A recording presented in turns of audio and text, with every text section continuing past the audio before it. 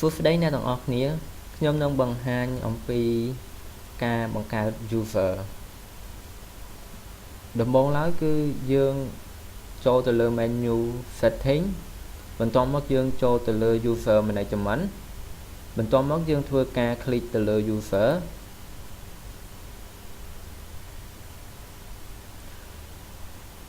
ឥឡូវនេះគឺយើងបានចូលមកដល់ទីតាំងរបស់ user បន្ទាប់មកយើងធ្វើការ click ទៅលើប៊ូតុង add new ដែលនៅខាងស្នាមដៃ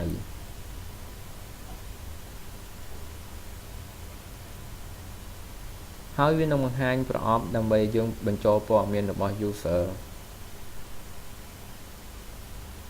select image គឺសម្រាប់ឲ្យយើងធ្វើការជ្រើសរើសរូបភាពរបស់ user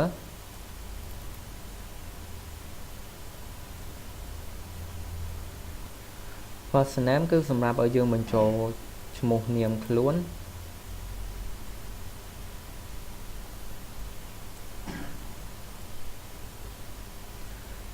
last name គឺសម្រាប់ឲ្យយើងបញ្ចូលនាមត្រកូល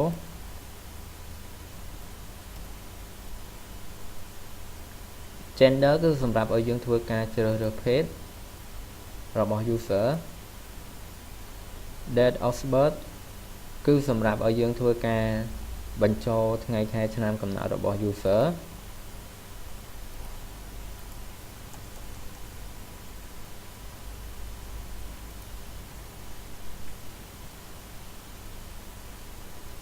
tell no គឺសម្រាប់ឲ្យយើងធ្វើការបញ្ចូលលេខទូរស័ព្ទរបស់ user ខ្សែទី1phone to គឺសម្រាប់ឲ្យយើងធ្វើការបញ្ចូលលេខទូរស័ព្ទរបស់ user ខ្សែទី2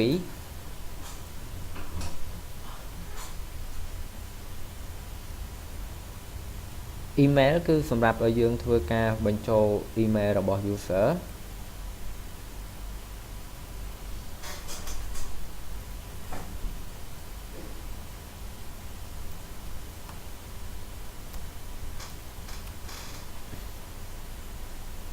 position គឺសម្រាប់ឲ្យយើងធ្វើការជ្រើសរើសមុខតំណែងរបស់ user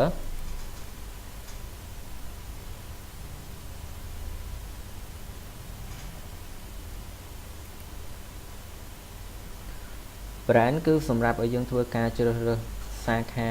សម្រាប់ user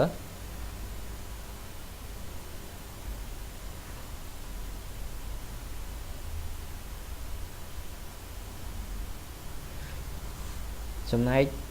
ឯ group គឺជាលក្ខណៈពិសេសមួយសម្រាប់ឲ្យយើងធ្វើការជ្រើសរើសមុខតំណែងឲ្យ user ដើម្បីឲ្យគាត់ធ្វើការប្រើប្រាស់ system department គឺសម្រាប់ធ្វើការបញ្ចូលផ្នែករបស់ user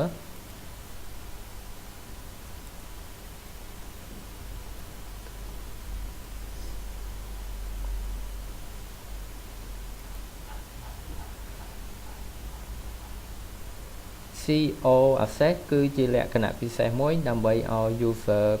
គាត់អាចឲ្យ user មើលអតិថិជនរបស់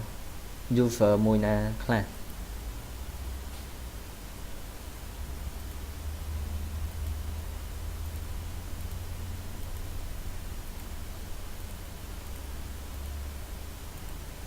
នេះគឺខ្ញុំធ្វើការជ្រើសរើសឈ្មោះរបស់ user ផ្សេងទៀតបន្ទាប់មក access currency គឺក៏ជាលក្ខណៈពិសេសមួយដែរគឺសម្រាប់ឲ្យ user ដើម្បីធ្វើការអាច access មើលជាប្រភេទប្រាក់ដុល្លារឬមួយក៏ប្រាក់រៀលប្រសិនបើយើងចង់ឲ្យ user ម្នាក់នឹងប្រើបានទាំងពីរគឺយើងធ្វើការ select ទាំងពីរ username គឺសម្រាប់បញ្ចូលឈ្មោះរបស់ user ធ្វើការប្រើប្រាស់ system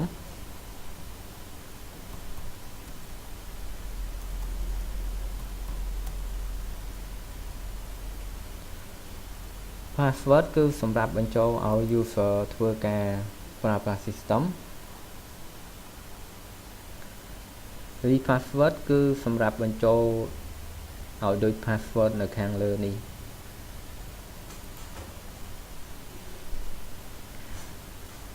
ID card គឺសម្រាប់បញ្ចូលលេខ ID របស់ user គឺជាលេខ ID card របស់ user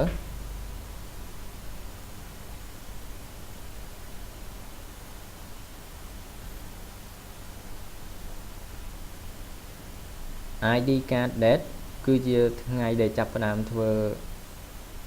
លេខ card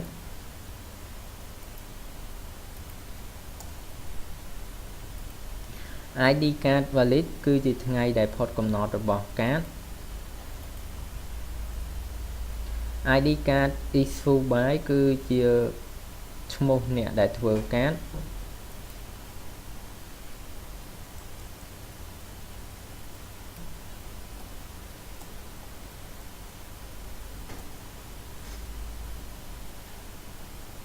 address គឺសម្រាប់បញ្ចូល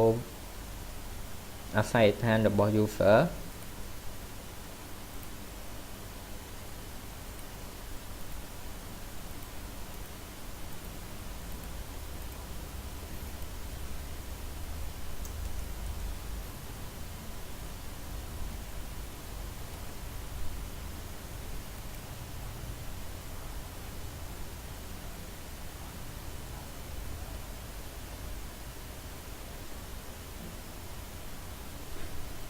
នេះគឺសម្រាប់ជ្រើសរើសភាសាដើម្បីឲ្យ user ប្រើប្រាស់ system ប្រសិនបើជ្រើសរើសជាភាសាខ្មែរ user អាចប្រើប្រាស់ system មើលឃើញជាអក្សរខ្មែរប្រសិនបើជ្រើសរើសជាភាសាអង់គ្លេសគឺ user ប្រើប្រាស់ system គឺមើលឃើញជាអក្សរអង់គ្លេសបន្ទាប់មកយើងធ្វើការ click ទៅលើ status បន្ទាប់ពីបញ្ចូលព័ត៌មានរបស់ user រួចហើយគឺយើងធ្វើការ click ទៅលើប៊ូតុង add new